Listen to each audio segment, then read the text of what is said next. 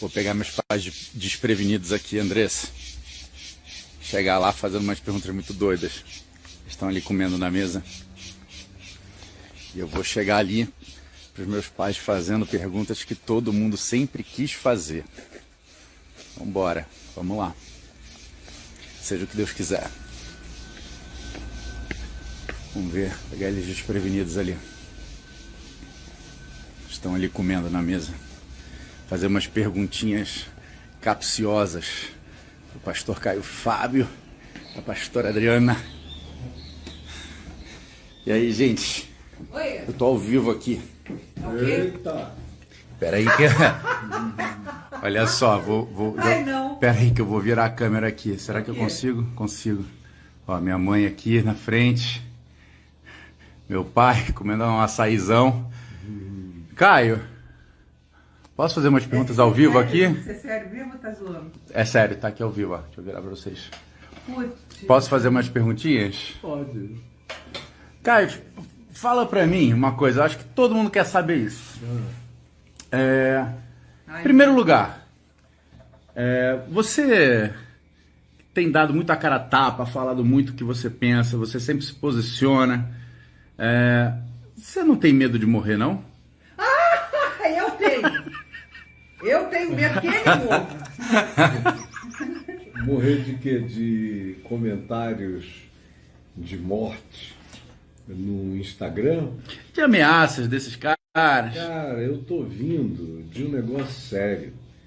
Quando eu tinha 16 anos, eu vivia brigando e puxavam armas para mim. Arma, assim, botava na minha cara. Então, olha. Nunca dei a mínima. Não vai ter jeito. Cara com faca partindo pra cima de mim. Não, isso eu vi. Isso eu vi. Isso chegou na minha gestão. E eu vi você lá, como é que é aquele lugar? Maceió, naquela praia, Aquele com o cara é com um aquele facão. estressado. Ó, tem uma boa pergunta aqui pra você. Então eu só respondendo, eu não dou a mínima. Eu vi a Damares chorando aí. Estão me ameaçando. Digo, meu Deus, quem dera. Ameaça de morte, de empalamento fosse comentário. Para com O que isso, eu eu recebi existo. na vida toda Não foi tem uma música ameaça, assim, eu existo. ameaça eu concreta de morte. É comigo a entrevista? É. Então, ameaça concreta, durante anos e anos e anos. Havia dias que a minha secretária eletrônica amanhecia com 20, 30 ameaças de morte, do tipo, sabemos que o senhor vai pregar na favela tal, ou no lugar tal, ou vai falar no casamento de fulano de tal, nós vamos matar o senhor de longe. E, Isso é para todo lado. Eu faltei a algum evento? e me diz uma Olha, coisa. deixa eu só falar jamais. uma coisa. Todo entrevistado tem uma mulher, filhos e... E me diz uma coisa, Caio. Você não tem medo de ir pro inferno, não? Falando dessa galera aí, desses pastores, Do Andrezinho? ficar alertando a população sobre essas falas assim que coloca Deus num lugar que não tem nem amor. Você não tem medo de ir pro inferno falando desses líderes, Olha, dessas o igrejas? inferno para o qual eu iria, falando desses caras, deve ser a última dimensão de glória do céu. Esse é o meu inferno. Eu estou tentando salvar esses caras, como usando a expressão de Paulo, escrevendo a Timóteo, mandando que Timóteo os admoestasse, para que eles, pela graça, recebessem arrependimento para a vida. E Paulo não está falando de pessoas de fora, ele está falando de gente de dentro da comunidade, para que Deus lhes desse arrependimento para a vida. É só o que eu faço desde os meus 18 anos.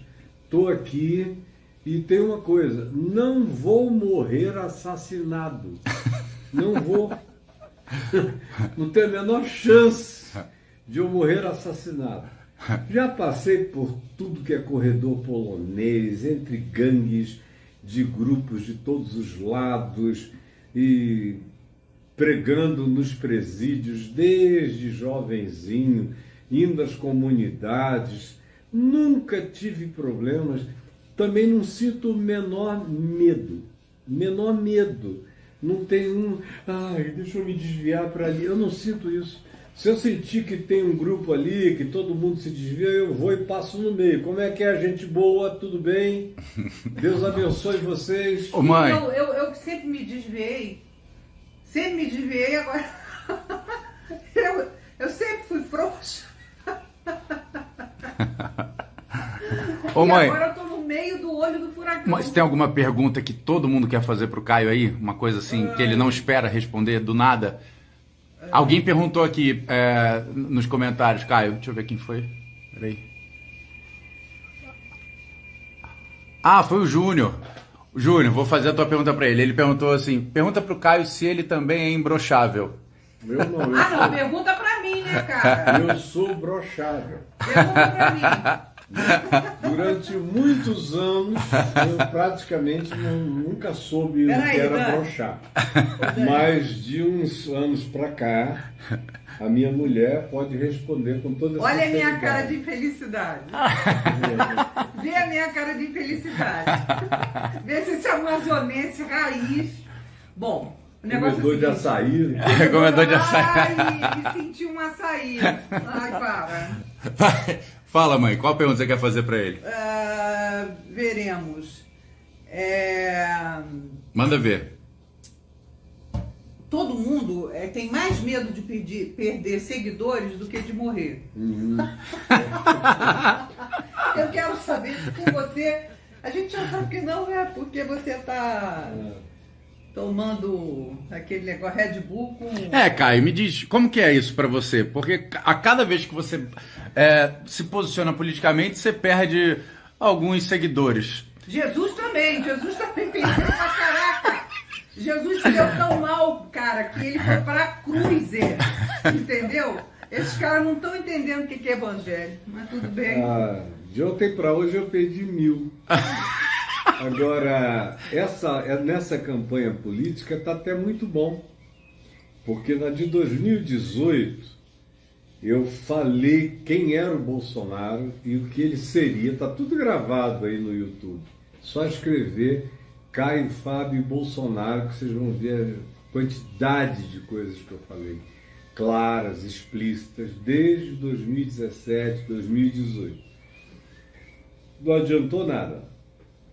Os evangélicos, com a sua viseira, foram levados pelo cabresto para essa miséria que está diante de nós, para essa tristeza que ofende o coração de Deus, que faria Isaías, Jeremias, Amós, Obadias, Oséias, Zacarias, Malaquias profetizarem. Eu estou na melhor companhia do mundo. Na melhor companhia. Faria João Batista dizer raça de víboras. Por que que num regime democrático onde vocês têm a escolha, vocês conseguem escolher o que seja mais anticristo, mais anti-Deus, mais anti-evangelho, mais anti-humano, mais anti-misericórdia possível? Por que que vocês vêm buscar batismo se vocês não se arrependem das escolhas de perversidade e de prática perversa que vocês escolhem e seguem? Eu estou na companhia desses que Jesus disse que eu deveria estar. Ele disse, olha, bem-aventurados quando todos, eu ainda lido com alguns. Em 2017, 2018, eu perdi mais de 300 mil seguidores. Pouca gente perde tanta gente assim e segue normal. Esse ano, agora, eu perdi apenas até agora 12 mil. Estou achando uma bênção. Eu queria fazer outra pergunta. Se eu perder 12 mil seguidores, eu fico com menos alguns seguidores. Então eu estou achando tudo uma bênção. Mas Jesus disse, quando vos injuriarem, vos perseguirem, quando todos, e mentindo disserem todo mal contra vós, regozijai-vos e alegrai-vos, porque grande é o vosso galardão nos céus, porque assim eles perseguiram também aos profetas que viveram antes de vós. Então, agora, eu quero perguntar um negócio. eu estou no regozijo. Pergunte, mãe. Tem os contra, tem os a favor, tem os mais ou menos. Agora, eu queria saber dos em cima do muro. O que você acha que está acontecendo com certos pastores que falam que não podem falar sobre política? E que falam que crente que vota não sei aonde não é de Deus e que não sei quem não é de Deus. O que você acha sobre isso, cara? Fala que um é de Deus, outro não é de Deus, se vota naquilo, se vota assado. Bom, tem duas perguntas. O da Adriana é o pessoal que acha que pode levitar na cidadania. Não tem que participar das decisões políticas e nem tem que opinar, como se a gente estivesse no Império Romano. É porque Jesus falou que o rei não é desse mundo. Como se a gente estivesse no Império Romano, como se a gente estivesse sob Domiciano, ou antes dele, sob Calígula ou Nero, numa coisa assim, ou como se estivéssemos sob Herodes o Grande, não numa democracia, onde o nome já diz, é o governo do povo. Demo é povo, o cracia determina o governo, a forma. Governo cuja forma é definida pela escolha do povo. Então, respondendo, não tem como você dizer que porque é cristão não participa politicamente para não se tornar uma pessoa menos santa, ou para não promover nenhuma forma de divisão, ou coisas do gênero. Eu, por exemplo, passei a vida sem partido, sem ideologia, sem idolatria por ninguém, sem coisa nenhuma. Eu voltei livre, escolhendo pessoas melhores e projetos melhores, porque eu sou um ser da democracia. Fiquei livre da ditadura, graças a Deus. Fui alvo dela, minha família, meu pai, sofri o que ela trouxe para a nossa casa e vivi aqueles anos, aqueles mais de 20 anos, 21 anos de cerceamento da liberdade. As pessoas que nasceram depois não têm a menor ideia. Então eu sei a importância, justamente porque sei que não existe vácuo de poder na democracia. Eu sei a importância de você escolher com a cara para fora. E escolher e declarar com clareza por que você está fazendo isso. Porque se você não fizer e calar, o teu silêncio vai abrir o vácuo para a entrada de tudo que depois você virá repudiar. Então eu acho essa uma santidade hipócrita. Agora, a segunda pergunta, que é a tua, qual é o critério de escolha? O critério para mim é programático. Eu vejo, quando eu não conheço os candidatos, eu vejo quem tem os melhores programas e que tem as melhores chances de implementá-lo. Quando eu estou numa situação, como por exemplo, eleições da Marina Silva, que eu participei de todas, mesmo num partido pequeno, sem dinheiro, sem recursos, mas eu sabia que o projeto de governo dela era o melhor que tinha.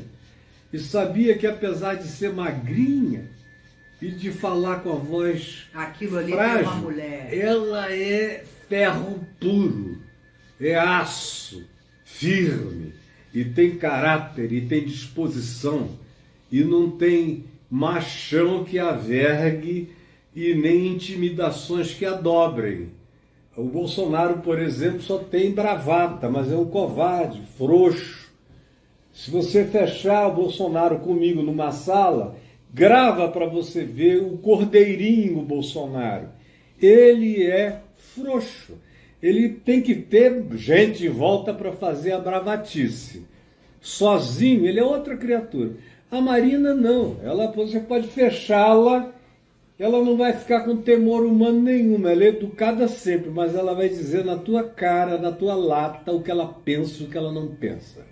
Voltando então à pergunta que você fez, é programático o critério. Quando eu conheço as pessoas, Então, eu já tenho a oportunidade, já terei tido a oportunidade de saber como é a prática delas de governança. Como é o caso agora, nós estamos escolhendo entre duas práticas de governança. A prática do Bolsonaro, que foi essa tragédia mundial, porque o brasileiro, especialmente o crente, não tem ideia do que o Brasil se tornou no governo Bolsonaro. A gente virou uma coisa, uma horda, um país de loucos, uma república de bananas podres. Era um negócio horrível aquilo que o Bolsonaro projetou para o planeta a respeito de você, de mim. Eu fico com vergonha hoje em dia no mundo quando o cara me pergunta "Where are you from?" Aí eu vou dizer, eu sou do Brasil. Brasil. Aí eu faço até um sotaque bem para o cara nem perceber direito o que é o Brasil. Porque eu vou te dizer, é uma vergonha total. Porque não tinha a menor razão para ser assim.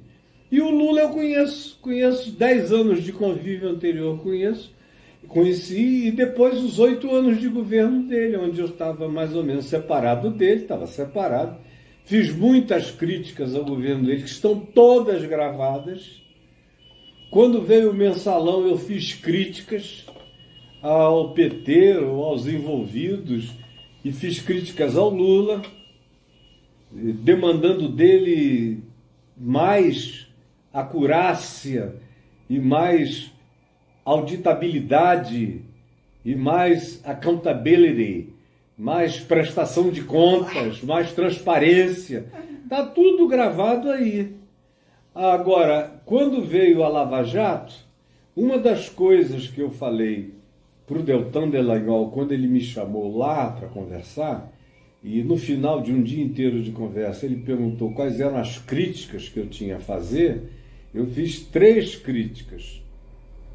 Não vou dizer as 3 para não tomar tempo demais, mas a mais veemente foi a crítica em relação àquele PowerPoint, onde ele botou todas as figuras e botou o Lula ali no centro, e eu perguntei, você tem provas? Aí ele falou, não, todas as situações e circunstâncias indicam que ele devia ter conhecimento, de que ele possa ter recebido algum tipo de favorecimento. Eu falei, olha, mas sem provas, aquilo é um tiro no pé. Isso é um bumerangue, essa coisa vai voltar sobre vocês. Ele ficou tão impressionado, porque ele me disse, eu acho que eu vou começar a guardar dinheiro para pagar eventualmente os custos de advocacia que venham ser demandados da minha defesa. Eu falei, era bom mesmo, porque... É bom sempre a gente fazer um estoque de alguma coisa. Eu, no meu caso, estou fazendo um estoque de papel higiênico. Ah, é? Entendeu? Porque o que está faltando... Que isso, mãe? Agora que eu tô vendo. O que está faltando aqui... É papel higiênico. Foi o que eu já usei no Andrezinho. No Andrezinho. Mas o Andrezinho é uma demanda sem fim. Porque é tanta caca, pela boca. Então eu já arrumei esse, se não der, já ainda tem esse.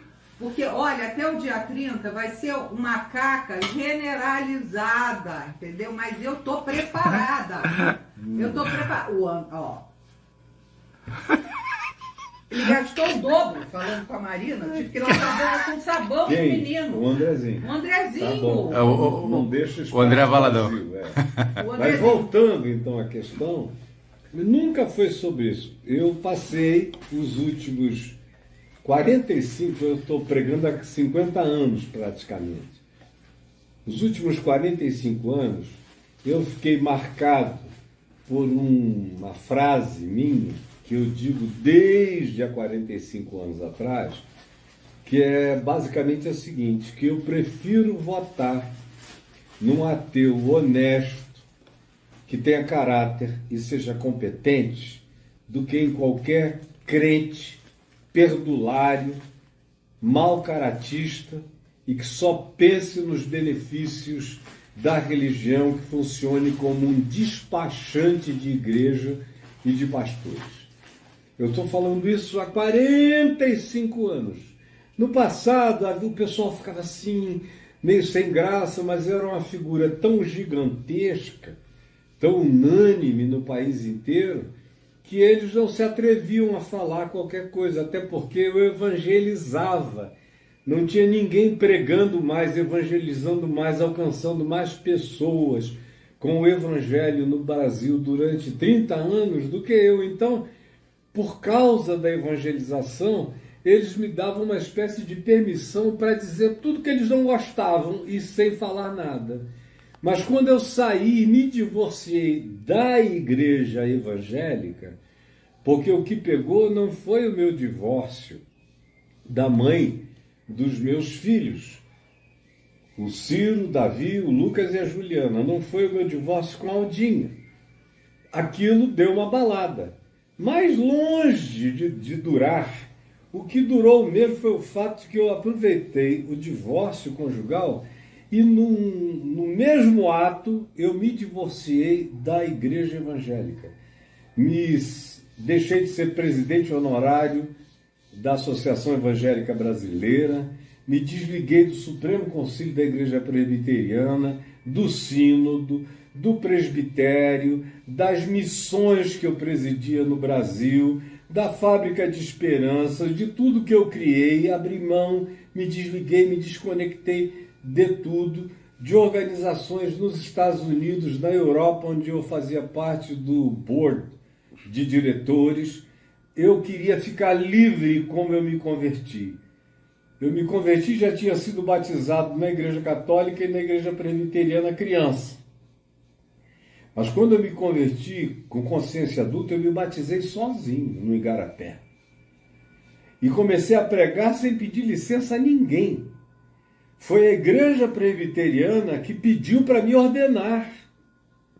E eu impus todas as minhas condições para ser ordenado, porque eu não queria, eu nunca busquei isso.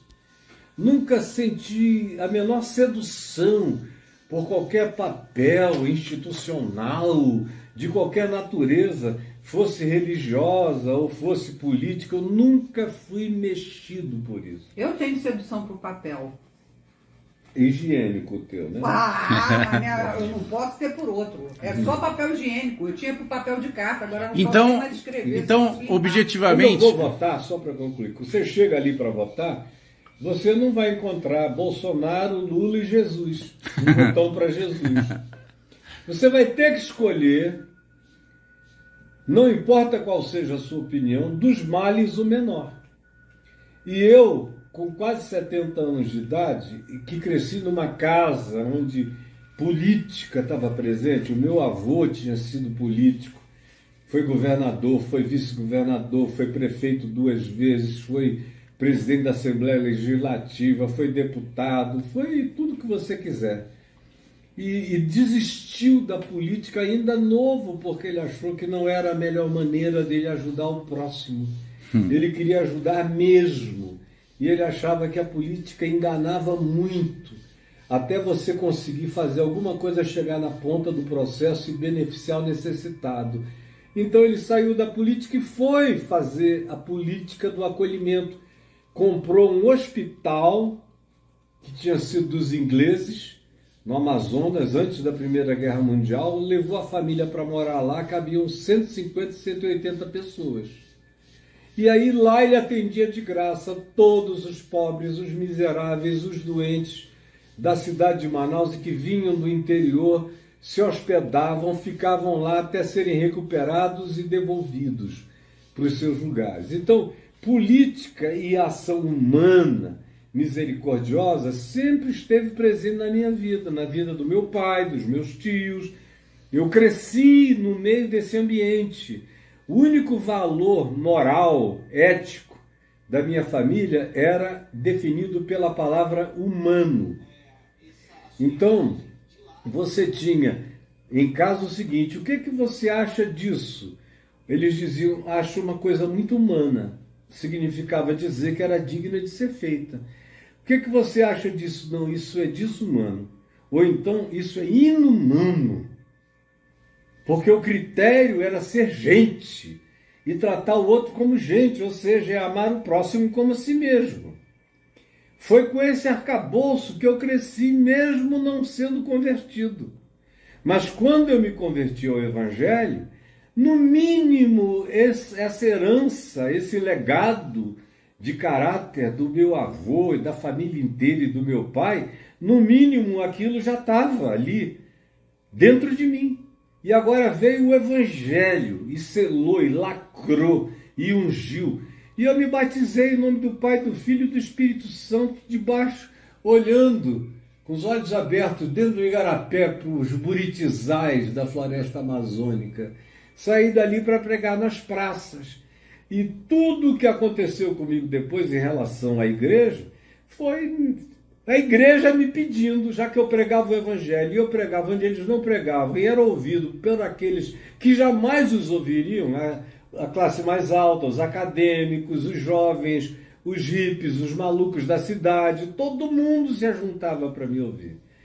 Então eu queria voltar a ter essa liberdade, e foi a liberdade que com lágrimas eu orei muitas vezes diante de Deus: Senhor, me salva desse gesso, dessa armadura de Saul, dentro da qual eu me deixei colocar. Lembram que quando Davi foi enfrentar Golias, ele tinha só uma funda, um estilinguezinho e 5 pedrinhas do ribeiro. E Saul disse: não, o cara tem 2,40 metros de altura. E você é um menino novo, pequeno, jovem, você vai enfrentar esse monstro com pedrinha?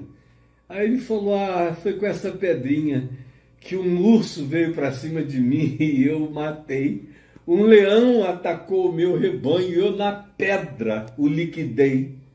E esse perverso vai ser liquidado do mesmo jeito. Daí Saul pegou a armadura dele, do rei, quis vestir Davi. Davi se deixou vestir, mas não conseguia nem andar com aquele peso, nem com aquela espada pesadona. Então ele disse: não, eu vou nu, do jeito que ele andava, com as roupas mínimas de um pastorzinho jovem de ovelhas. E um cajado, um estilingue, pegou 5 pedrinhas do ribeiro, partiu para dentro do gigante, não esperou o cara vir. Quando o cara começou a falar impropérios, Davi correu para as cabeças, rodando a funda dele, atirou na testa.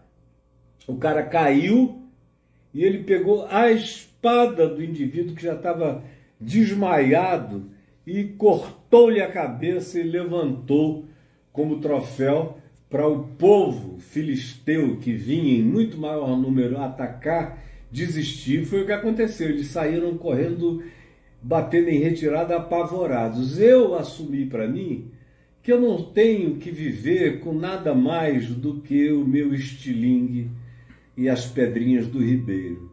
Então eu estava cansado de carregar aquela armadura pesada, que tinha o peso do mundo evangélico inteiro. E eu ainda acabei me tornando representante, voz, rosto, face, de uma coisa que não parecia comigo. Eu apresentava uma boa cara, que o mundo inteiro gostava, de pensar que os evangélicos eram representados por mim. Logo, havia muitos evangélicos como eu no meio da comunidade, daqueles milhões, quando na realidade eram pouquíssimos. Era uma grande fantasia eu representar da melhor maneira possível o povo que por si só fazia as coisas mais hediondas do ponto de vista da referência do Evangelho de Jesus. Então eu escolho dos males o menor. Raramente a gente está entre o bom e o ótimo.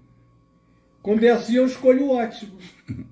Mas quando eu estou entre o inferno e nesse caso, para mim, não é um perigo de um purgatório. E nem há um perigo nenhum em relação ao Lula. Não creio que haja, eu tenho certeza que não há.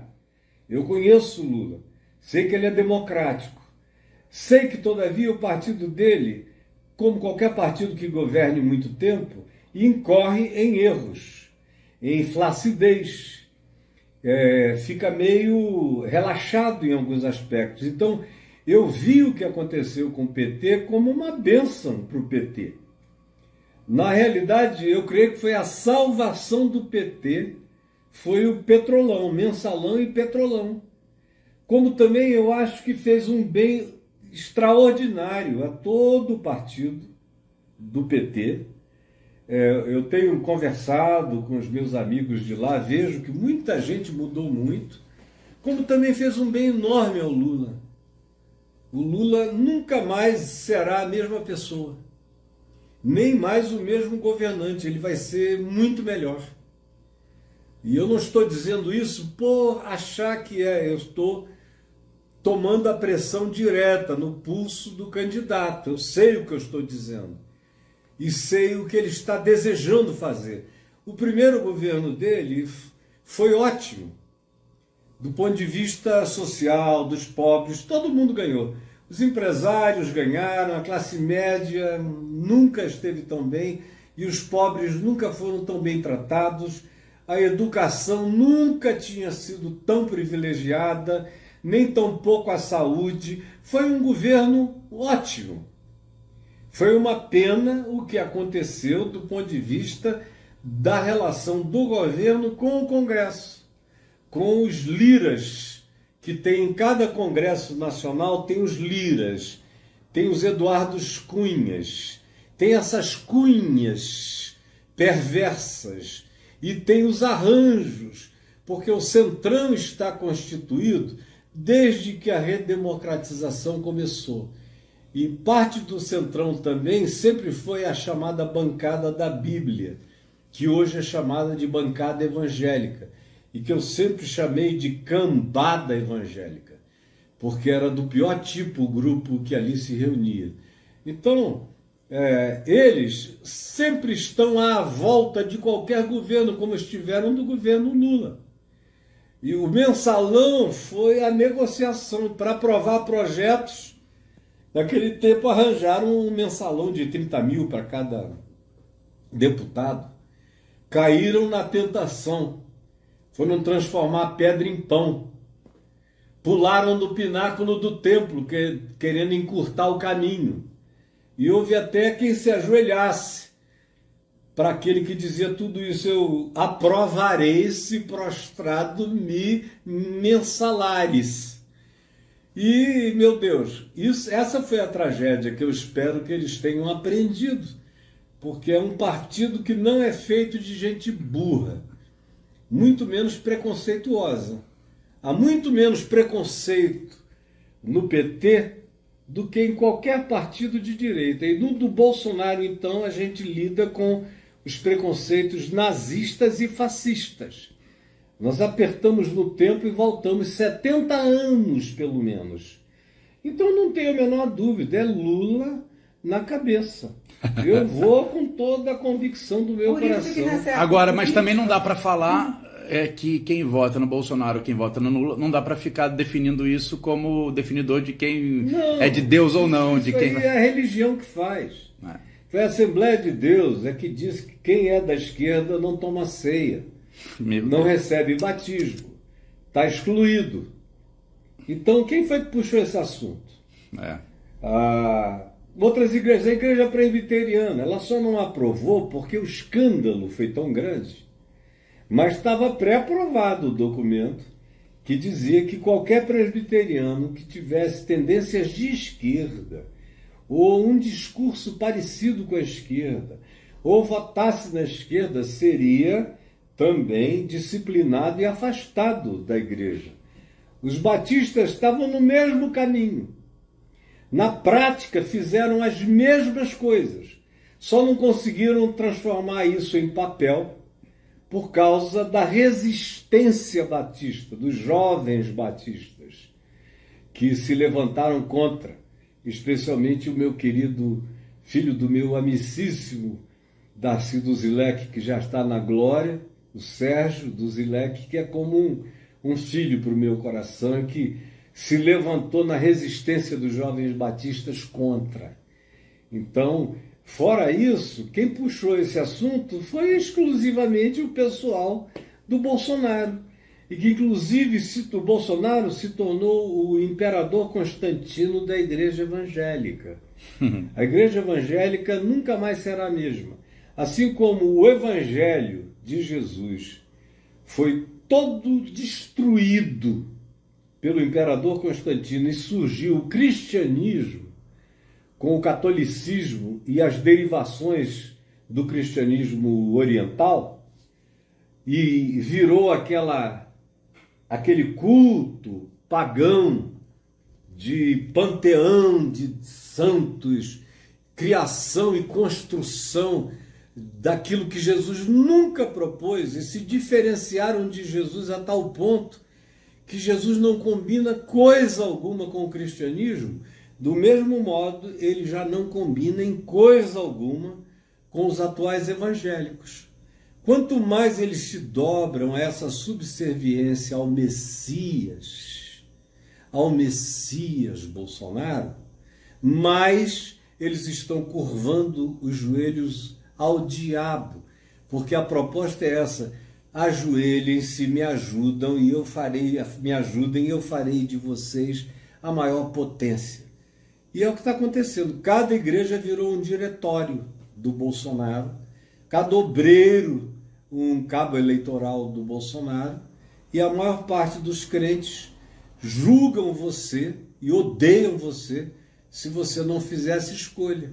Se você não estiver aí nem um pouco para as promessas do Bolsonaro, como eu não estou. Como não estou também para as facilidades do diabo. É isso aí. Facilidade. O que é? Isso aqui é o que o crente deve ter na cabeça hoje em dia. Os evangélicos, de preferência, todos com papel higiênico, que aí você já pensa no negócio ruim, ó. Já tira. Já limpa no automático. É só uma questão de conseguir equilibrar o papel. Equilibrando o papel, você não precisa de mais nada. Acabei de quebrar uma garrafa até. Vou ter que limpar agora. Caio, porque fizeram algumas perguntas bem rápidas e bem objetivas. Em primeiro lugar, obrigado por ter respondido essas perguntas aqui do nada. Do nada mesmo. Todas as perguntas que eu respondo são do nada. Mas te pegar assim, no íntimo, em casa, tomando um açaí. Esse açaí tá gostoso, Caio? É uma das perguntas que fizeram aqui. Porque a boca dele tá roxa. A boca dele. Eu tava esquecendo de botar a granola, rapaz. Aqui, ó. Eu já botei. Botou? Botei. Diabético não pode comer granola. Mas é uma exceção tão grande. Eu sou tão obediente à minha dieta que eu estou me permitindo hoje. Agora, a última pergunta que eu tenho para fazer, bem objetiva. Para quem tem alguém, independentemente do lado, para quem tem alguém fanático, por exemplo, uma mulher que tem um marido fanático, um marido que tem uma mulher fanática para um dos lados, o que fazer nesse caso? Nada. Ó, ninguém muda a cabeça de fanático. Eu indiquei o que fazer. Ninguém me acredita, todo mundo quer a solução mais complicada. Não sei porquê, meu Deus. Desde a invenção do papel higiênico a vida mudou. Tem que dar um tempo. Ninguém muda a cabeça de fanático. Ninguém muda. Eu, quando posto as minhas coisas, ou falo no Papo de Graça, eu não estou avisando os fanáticos. Eles são imutáveis. Só uma tragédia muda o fanático. Você tem que esperar o dia da graça da tragédia na vida do fanático, que é a única chance que ele tem de abrir os olhos. Do contrário, já era. Então eu não estou tentando alcançar fanáticos, eu fico tentando ajudar os duvidosos a não terem dúvidas e a não embarcarem nessa galera que é uma galé romana. Você vai ficar ali assim, ó. Ai, cruz. Pro Bolsonaro. E a perspectiva de futuro é ditatorial. Então, vocês estão brincando com fogo. São jovens demais para saber o perigo. Os velhos que estão com Bolsonaro é porque já eram pessoas que no passado amavam a ditadura. Eita, como o próprio Bolsonaro, que é um filhote da ditadura, que se alimentou de heróis da ditadura e que O grande sonho da vida dele é virar um ditador, usar uma roupa de exército, assim como um ditador, um caudilho latino-americano que nos coloque numa situação de desgraça mundial, que nos faça, na mera menção do Brasil e do governo brasileiro, faça boa parte do mundo ficar nauseada. Bolsonaro vai para esses encontros por ali e fica sem ter ninguém para conversar, porque ninguém quer nada com ele. E a última pergunta aqui que fizeram, que eu achei própria também, é uma pergunta que eu venho fazendo há muito tempo porque eu estou ansioso. Com relação a encontros, vai acontecer? Tá para acontecer encontros presenciais, alguma coisa assim? Ou Meus? não? Vão. Hoje mesmo o Brega me ligou aqui para falar comigo sobre um encontro em São Paulo, em dezembro, dias 10 e 11. E eu confirmei com ele. E irei. 10 e 11 em São Paulo. Agora, eu não fiz mais encontros presenciais esse ano, porque eu achei que o ano não estava muito bom para isso. Então ainda tinha no início do ano ainda tinha muita Covid, as pessoas não estavam se sentindo completamente livres para um bocado de coisa. Então eu preferi deixar este ano passar. Também era um ano político, um ano muito nojento, um ano de bafo de esgoto. É mesmo. Não é? Um ano Pra de... isso Sério, eu não aguento mais. solução. Eu não aguento mais, tô ano cansado dessas de coisas. Jovem Pum. De muito Jovem Pum. Segura aí, pastor. Segura aí. Pum, eu não preciso disso aqui. Só quando chega Vestido. positivo e olhar. Então, Mas mas tá tudo chegando positivo. muita loucura, cara. Então eu falei, não, esse ano eu só faço papo de graça, gravo e vou a uns podcastzinhos, que pode crer que os podcasts ajudam muito. Caio, obrigado. Mãe, você tem mais alguma pergunta capciosa, rápida, objetiva? Nenhuma pergunta, meu filho. Nem nada de pergunta. Esse papel higiênico eu nunca Sabe? mais vou esquecer do Andrezinho. Andrezinho, Toda vez. Eu tô comprando mais. Tá? Mercado Livre. Galera, foi esse aqui o meu podcast espontâneo. Obrigado por todo mundo que participou aí. Muito bom. Alguém falou de inflação, deflação, 3 meses seguidos de deflação.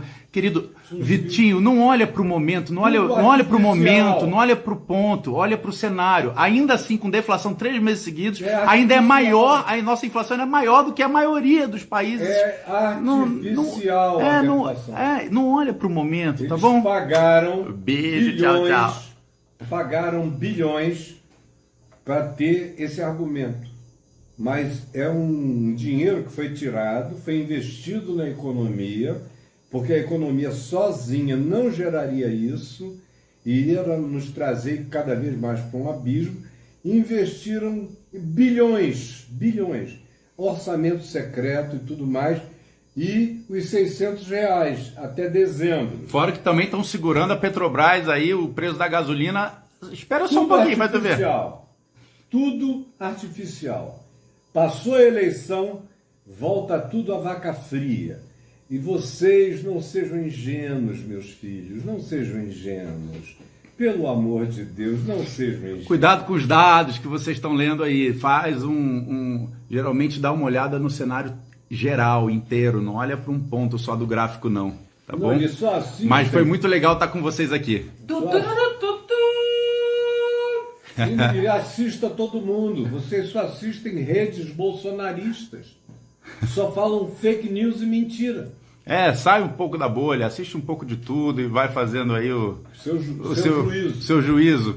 Um beijo para todo mundo. Papel higiênico ungido, barato. Beijo, fui.